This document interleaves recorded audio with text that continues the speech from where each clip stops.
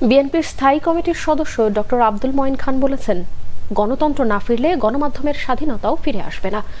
বিশ্ব মুক্ত গণমাধ্যম দিবস উপলক্ষে বাংলাদেশ ফেডারেল সাংবাদিক ইউনিয়ন ও ঢাকা সাংবাদিক ইউনিয়নের আয়োজনে এক আলোচনা সভায় তিনি এইসব কথা বলেন। ডক্টর মঈন খান বলেন, গণতন্ত্র ও বাক স্বাধীনতার জন্য আজ সংগ্রাম চলছে।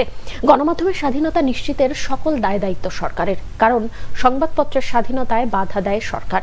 নিজেদের স্বাধীনতার পক্ষে শক্তি দাবি করলেও সরকার গণমাধ্যমের স্বাধীনতায় বিশ্বাস করে না। মঈন খান বলেন, গণতন্ত্র না থাকলে একদলীয় শাসন কায়েম হয়, সেখানে মুক্ত গণমাধ্যম আশা করা যায় না। গণতন্ত্র প্রতিষ্ঠায় গণমাধ্যমের স্বাধীনতা নিশ্চিত করা বিএনপির মূল লক্ষ্য বলেও জানান ডক্টর মঈন খান।